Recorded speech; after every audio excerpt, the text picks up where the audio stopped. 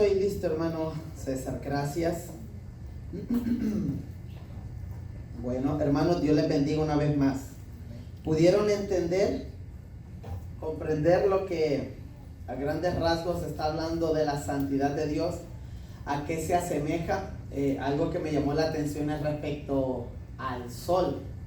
Que el sol es tan brillante, lo necesitamos, pero aún necesitándolo no podemos acercarnos a él, porque si nos acercamos mucho a él, ¿qué pasa? Nos quema.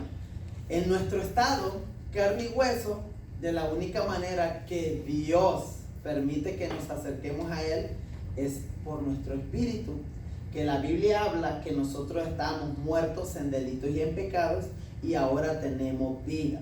Ahora, yo siempre he dicho, para los que son pequeños, levanta la mano a alguien, pero yo antes estaba vivo y sigo vivo. ¿Dónde está, hermano Leo, de que yo antes estaba muerto y ahora vivo? Dije hace un momento que el Señor se comunica hoy en día con nosotros por medio de nuestro espíritu. Es la única manera en que nosotros podemos tener conexión con Dios, por nuestro espíritu. ¿Por qué? Antes, cuando no teníamos a Cristo en el corazón, nosotros estábamos muertos. La palabra muertos, ¿de dónde viene? ¿De dónde proviene? Thanatos. Separados. Eso significa, no es de que una muerte, una aniquilación de espíritu, sino una separación. Ahora viene Cristo, es el puente, y ahora nos une ¿a quién? Al Padre, al Señor, etc. Ahora sí, cuando usted ora, Dios no escucha su carne, ni tampoco del todo el principio, el alma, sino quien tiene comunicación con Dios es su espíritu, que es el aliento de vida. Ya dijimos que somos seres tripartitos o tricónomos, que estamos compuestos de... Yo dejé que ustedes hablaran, porque ya dijimos que hay que hablar como la Biblia dice. No vamos a decir, el cuerpo, el espíritu, no. Como la Biblia dice, eso es lo que somos. Somos un espíritu, tenemos un alma y vivimos en un cuerpo. ¿Cuál es la persona nuestra? El espíritu. ¿Cuál es la personalidad? El alma. ¿Y dónde están estos dos? ¿En qué estuche? En el cuerpo. Esas cositas, allá cuando usted sale a predicar, se encuentra con diferentes dogmas, con diferentes enseñanzas. Hay escuelas en la calle que predican de un hombre dicotomático y nosotros predicamos de un hombre ¿qué? Tricótomo o tricotomático. Así es que pilas con eso.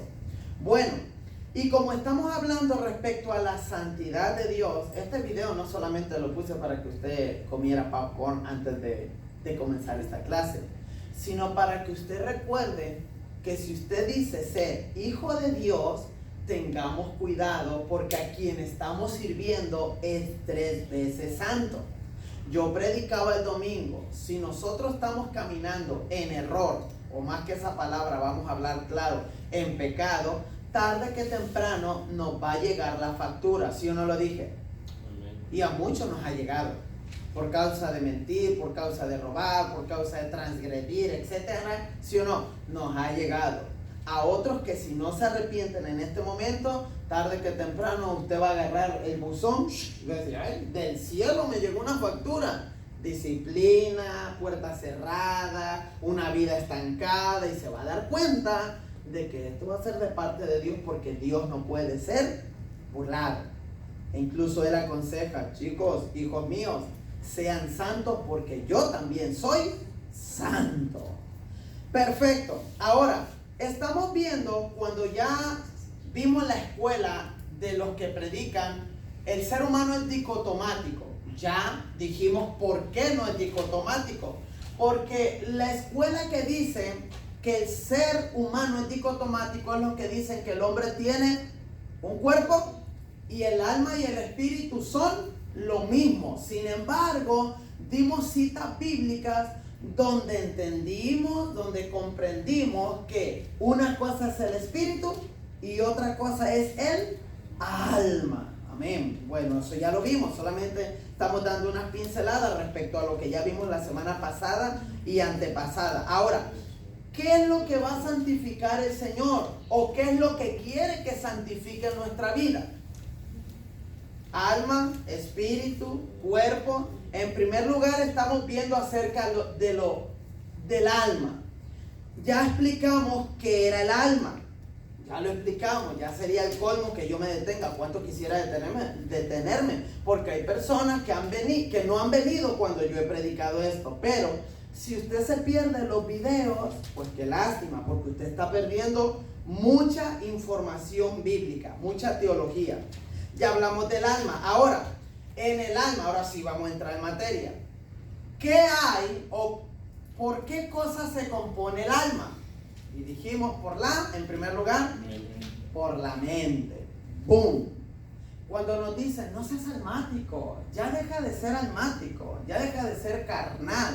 Es una persona que se deja llevar por su alma, por las emociones, por los sentimientos, por los gustos, por los deseos. Yo lo he dicho así, a lo que nos pasa a todos. Hoy no quiero ir a la iglesia. Y se quedó bien calientito ahí en su sofá y se quedó, o incluso, no es de que se quedó cómodo, sino que tuvo otros intereses.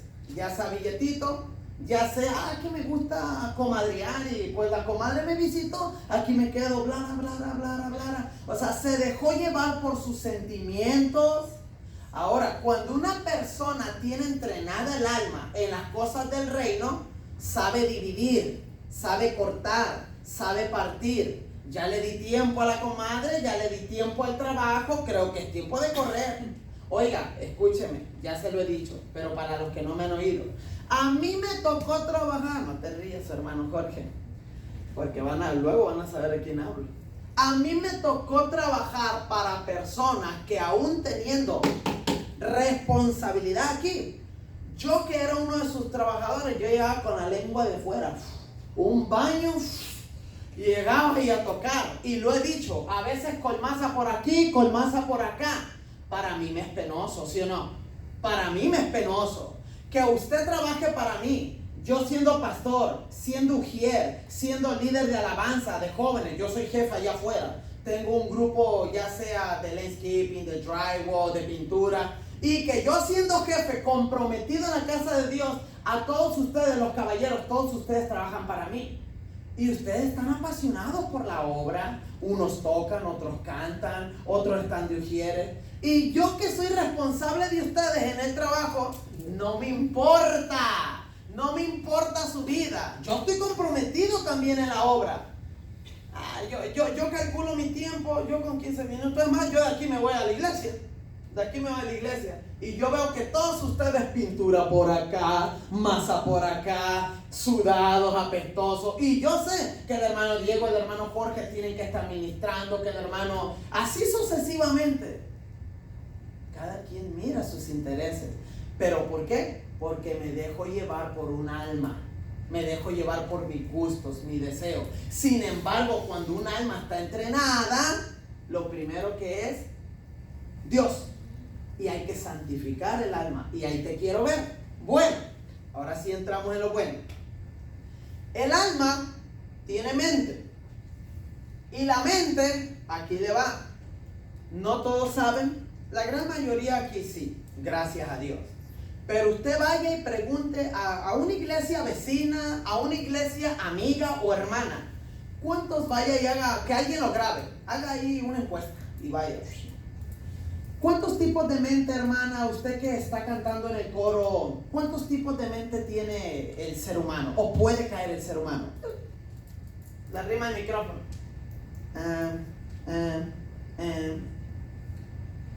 Ahora, más fuerte. Pastor fulano de tal, ¿el ser humano tiene tipos de mente según la Biblia? A tal grado que estamos viendo diferentes comportamientos dentro de la iglesia. Unos actúan de una manera, otros de otra, otros de otra. Pastor, a ver, cuénteme, ¿qué tipo de mentes habla la Biblia que el ser humano puede llegar a tener? Y muchos se van a quedar allí. Muchos se van a quedar patinando. Y aunque usted no lo crea, esta enseñanza es base. es importante, porque si usted está en una de estas mentes, está acabado. La única mente la cual Dios quiere que usted tenga es la mente, dígame, espiritual. ¿Y ustedes creen que las iglesias están llenas de mentes espirituales? No, hermano. Hay mucha carnalidad dentro de las iglesias. Mucha carnalidad. Bueno, pues para que ahora, de aquí en lo adelante, usted conozca qué tipo de mente tienen sus hermanos en Cristo dentro de la iglesia, los feligreses, vamos a estudiar esto.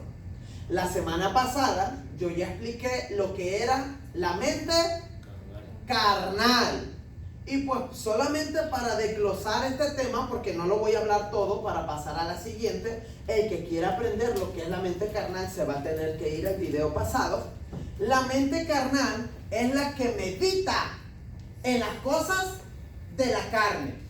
O sea que usted puede ser cristiano, pero por causa de no llevar a la consagración, a la santidad, al compromiso, usted se la lleva pensando en puras cosas carnales. Dijimos, entramos en un terreno muy, muy feo. Entramos en arenas movedizas. Por ejemplo, una mente carnal es aquella, jóvenes, adultos, niños hoy en día, entran en pornografía. Escuchen, entran en pornografía. Pero es que estaba espiritual el tipo y llegó una tentación y se fue hacia abajo. Ahora, se supone que estaba espiritual antes, vino una tentación, no la soportó o aceptó caer, ¡boom! Ahora, ¿qué pasa? Pedir perdón, dije la semana pasada, Dios te perdona. Dios te perdona siempre y cuando seas tú una persona sincera, convencida de lo que tú hiciste, sabes que está mal. Entonces, ¿qué pasa? Dios te perdonó. Pero aquí es donde debemos de tener cuidado. No es de que, como Dios me va a perdonar, me voy a involucrar en la pornografía, me voy a involucrar en el sexo liberal, me voy a involucrar en el pecado. El problema no está en el perdón. El problema está en que tú, mientras más vayas avanzando en una vida de pecado, más difícil, entienda la palabra difícil para Dios, ¿verdad? Pero en este sentido, más difícil le va a ser para Dios llevarte a que cambies tu mente, porque tú estás cayendo en un estado de mente en el que mientras más pornografía tú consumas, mientras más tú te consumas en el pecado, ¿qué es lo que va a pasar? Pues tú vas a empezar a operar en una mente carnal, a tal grado que lo que tú vistes hoy ya no te sacia y vas al segundo paso. Lo que vistes el día segundo ya no te sacia y vas al segundo paso. Yo he sido testimonio por lo que yo vi. Soy testigo de mirar este proceso, aún sin yo conocer las etapas de la mente. Yo lo vi este proceso. Y ustedes son testigos que cada vez que hablo algo similar, pongo por ejemplo, tíos que comenzaron siendo hombres con esposo, con hijos, se degradaron y se fueron a la borrachera, ¿se acuerdan? De la borrachera, pues se fueron al alcoholismo total. Del alcoholismo total, cuando ya no tomaban un vino que vendían allí en las estanterías de la licorería, se fue al alcohol puro. Después del alcohol puro, estaba sufriendo trastornos. Y veía, dije, me van a matar, gritaba por las noches, un tío. Fíjense cómo comenzó, Fíjate, el diablo no está jugando. Comenzó casadito, comenzaron pleitos, golpeaba a la mujer, se divorciaron, bebida, y fíjense cómo se va degradando el hombre poco a poco. Después de que este hombre entró en aquel alcoholismo total, se empezó a subir en aquel tren, ¿cómo le llaman en México? En el burro. Empezó de viajero frecuente, de un lugar para otro, se accidentó en el tren, después se supo que entró en el homosexualismo. Y si quizás él no era homosexual en el sentido de practicarlo, a él le gustaba irse con hombres. Le pegó sida. ¿Y a dónde está hoy? Se fue. Colgó los guantes. Este hombre, mi tío, lastimosamente, fue triste su realidad. según sé, según entiendo, mis padres, mi madre, mi papá, procuraron presentarle en las últimas de su vida, con sida, enfermo, en la cama, presentarle el plan de salvación y a Dios sea la gloria. Yo quiero creerlo que fue salvo. Pero miren, ¿hasta dónde se degradó una mente? ¿Ustedes creen? Ahora ustedes se ven sentados ahí, perfumados, bañaditos, bonitos, pero descuídate y el diablo no está jugando. Ahora, hermano, pero eso fue allá, ¿verdad? En México, allá en el rancho. Oiga, tengo gente que te puedo mencionar nombres ahora mismo, que de donde yo salí, de la iglesia de donde yo salí, yo tengo amigos que se fueron al empedernimiento en cuestión a ¿qué? A la bebida. 2, 3 matrimonios. Y cuando digo matrimonio, estoy diciendo mucho, no casados. O sea, 2, 3 juntones que se dio. Una mujer dejó hijos, luego la otra, etc. Así. Gente que lloró, lo he dicho. Gente que recibió profecías como yo recibí profecías. Y Dios te va a bendecir, te va a usar, vas a ser pastor, etc. Yo tengo amigos que recibieron profecía al lado mío. Y hoy están ¿dónde? Se descuidaron. No cuidaron esto, miren, el CPU. No cuidaron la mente. Pensaron que ellos iban a poder con todo lo que les estaba pasando. Hoy en día están totalmente perdidos. Uno de ellos que fue rescatado hace poquito, por ahí le platicaba aquí a mi hermano Jorge, creo, que uno de ellos tuvo un accidente, se partió la nariz, todo, hubo cirugía. Si no hubiese sido por ese accidente, ese amiguito todavía estuviera por ahí. Se casó, se mejoró y ahora está ahí. Ahora, mi pregunta es, ¿hasta dónde quieres tú degradar tu mente?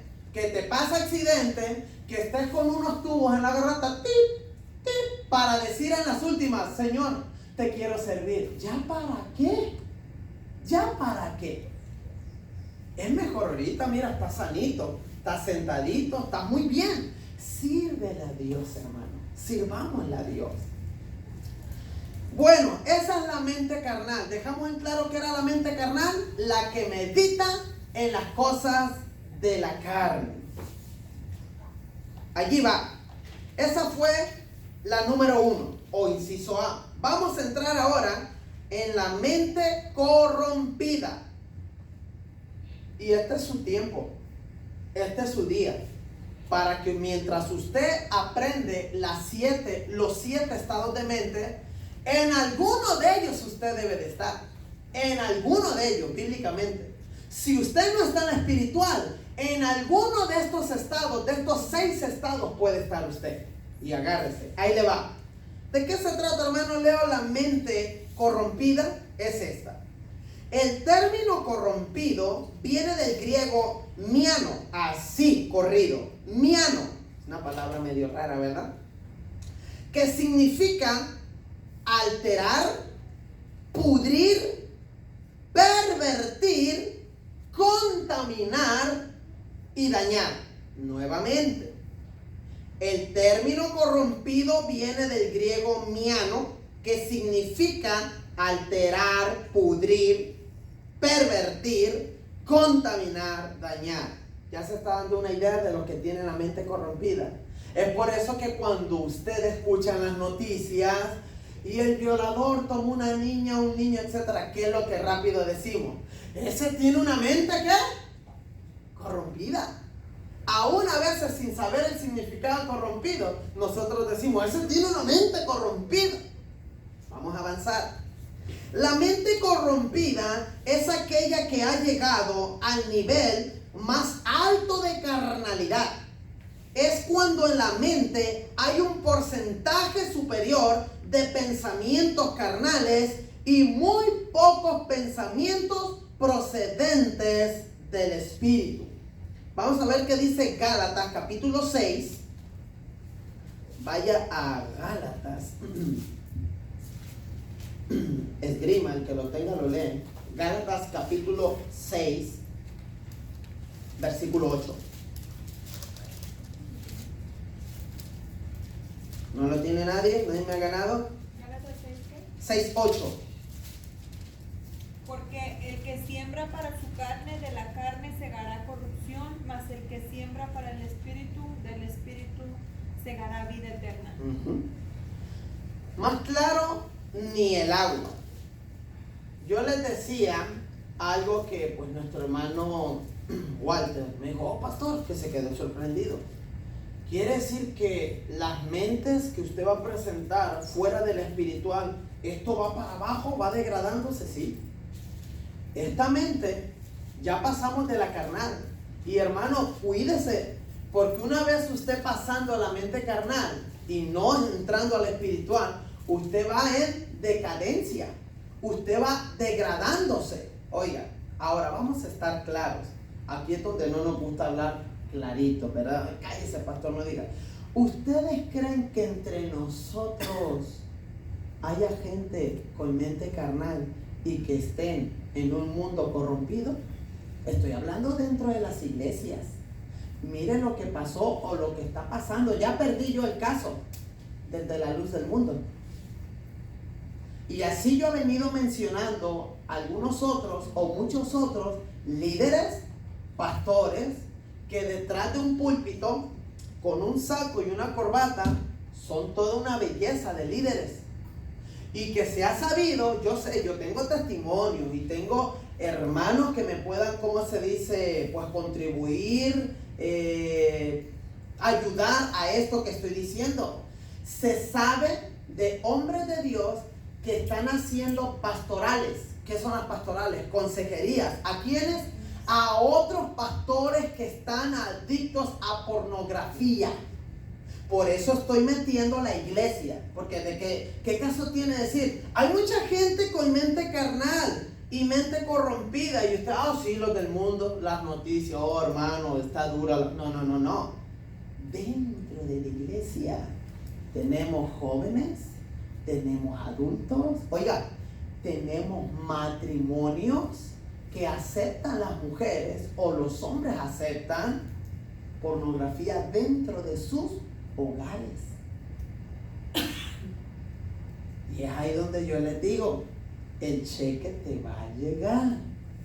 Y cuando digo el cheque te va a llegar, no lo entienda de que viene un rayo y te va a partir en dos.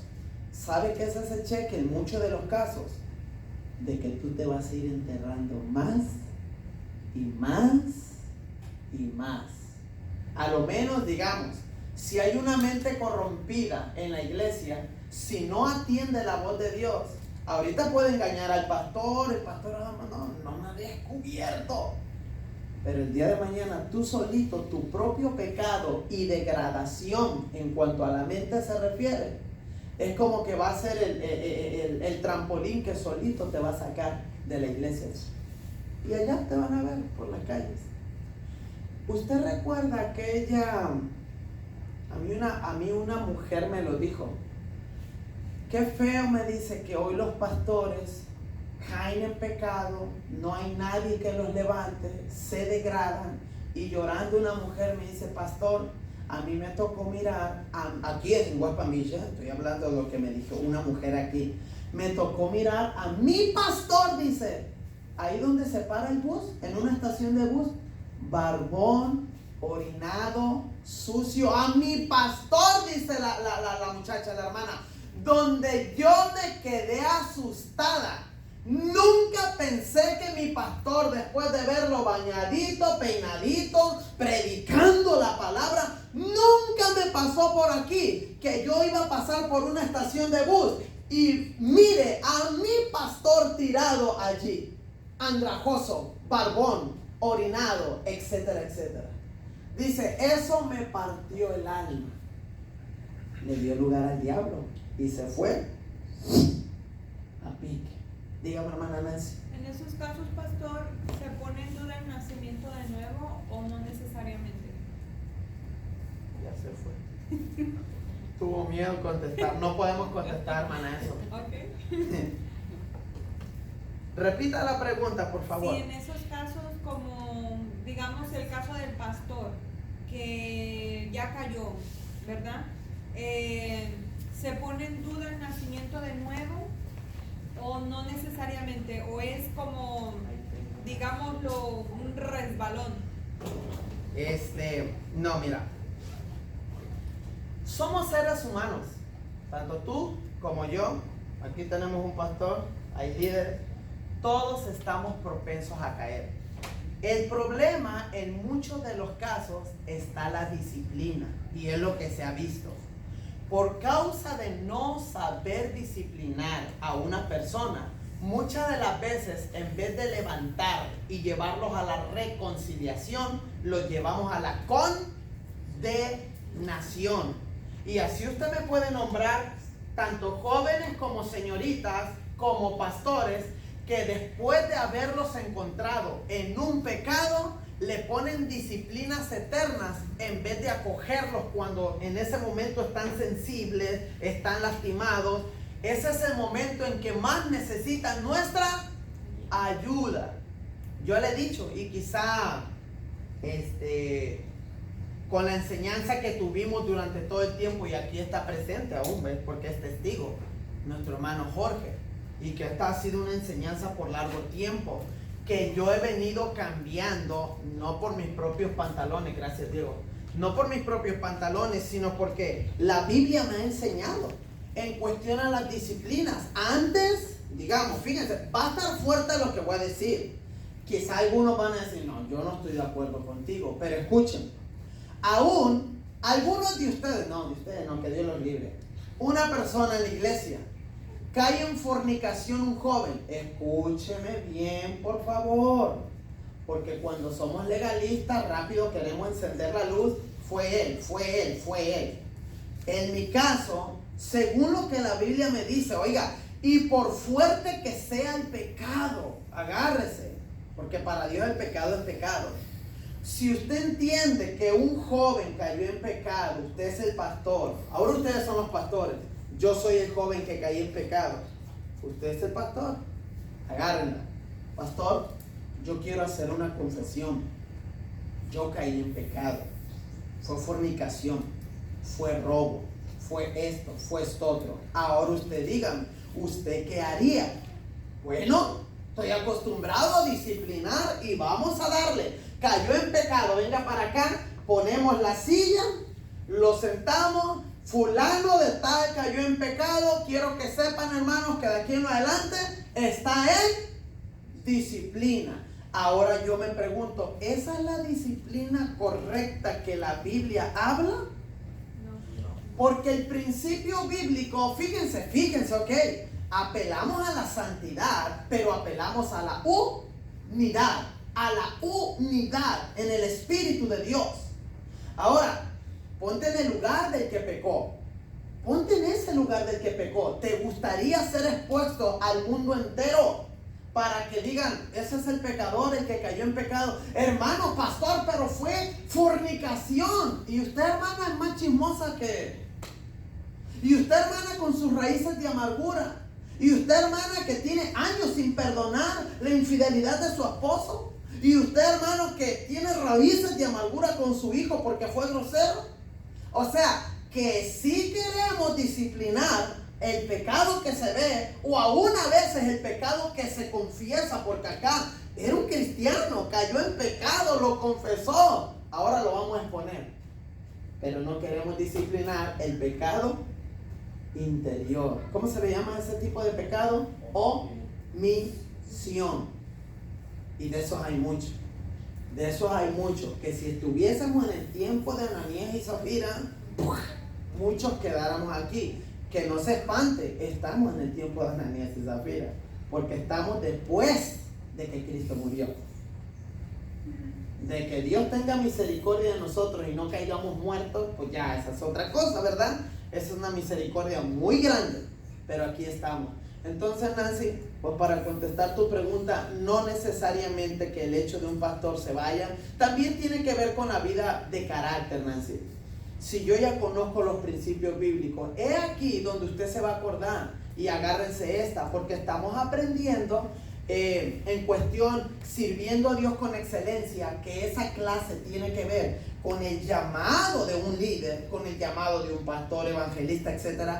Ahí estamos enseñando que el hombre de Dios debe cuidar sus emociones. debe de saberlas controlar. Porque aún usted habla de Elías y Elías no supo controlar sus emociones. A tal grado que una mujer llamada Jezabel solamente le dijo, el día de mañana, así como le hiciste a los míos, yo te voy a hacer a ti. ¿Qué? Matarte. ¿Qué pasó con Elías? Después de estar espiritualmente, etcétera, etcétera. ¿Qué pasó? El miedo lo acogió. Salió corriendo, se metió en una cueva, etcétera, etcétera. ¿Cuántos de nosotros corremos? Nos llenamos de temores. Es que el hombre es emocional. El hombre es muy emocional. Y en las clases que estamos enseñando, estamos tratando de enseñar que debemos de tener control aún de nuestras emociones. ¿Alguien que quiera contribuir, participar en cuestión a la pregunta que hizo mi hermana Nancy? ¿O alguien que quiera agregar algo o alguna otra pregunta al respecto? Antes de que alguien hable. Hermana, usted es la hermana Nancy, le estoy diciendo a él. No, lo que le quería preguntar, porque cuando dice que es cuando se ha llegado al nivel más alto de carnalidad, pero ¿eso quiere decir que esta es la peor de las mentes? Okay. No, sigue, vamos para allá. Déjame, sigo aquí echándole leña al fuego. Ok, leímos Gálatas 6:8. Hasta ahí llega lo que tiene que ver con la mente corrompida, que significa alterar, pudrir, una mente podrida, una mente pervertida, contaminada y dañada. Ahora, después de esta mente pasamos a la siguiente, que es la mente entenebrecida. La mente entenebrecida. Ahora escuche, esa es la número 3 o el inciso C. El término entenebrecida del griego es escoto, S-K-O-T-W-O, escoto. Acuérdense que son traducciones de palabras griegas. Dice, el término entenebrecida del griego escoto con su derivado escotizo, con X al final, que significa oscurecido, sin luz, en tinieblas. Estos son los términos utilizados en Romanos 1:21 y en Efesios 4 del 17 al 20. Fíjense lo que significa entenebrecida. Viene oscurecido, sin luz, en tinieblas. Se debe destacar que estos mismos términos los utilizó Jesús en Mateo 24:2 y Marcos 13:24 para hacer referencia al fenómeno que se dará con los cuerpos celestes, donde expresa el sol se oscurecerá. O sea, en otras palabras, cuando la Biblia habla la palabra oscurecerá, está hablando de escoto o escotizo, que tiene que ver sin luz, oscurecido o tinieblas. ¿Me está entendiendo? Ok. Entonces, prosigo. Se debe destacar que estos mismos términos los utilizó Jesús en Mateo, perfecto, para hacer referencia al fenómeno que se dará con los cuerpos celestes, donde expresa el sol se oscurecerá y la luna no dará su resplandor. Esta medida de tinieblas es comparada con una mente que ha llegado al estado entenebrecido. La mente entenebrecida es aquella que está totalmente escasa del conocimiento de Dios. Grábelo. Porque usted quizá conozca mucha gente que está totalmente alejada de lo que es la luz de Dios, la palabra de Dios. Ok. La mente entenebrecida es aquella que está totalmente escasa del conocimiento de Dios, producto de la falta de iluminación de la palabra. Romanos 1:21, Efesios 4:20. Según Efesios 4:17, el estado de mente entenebrecida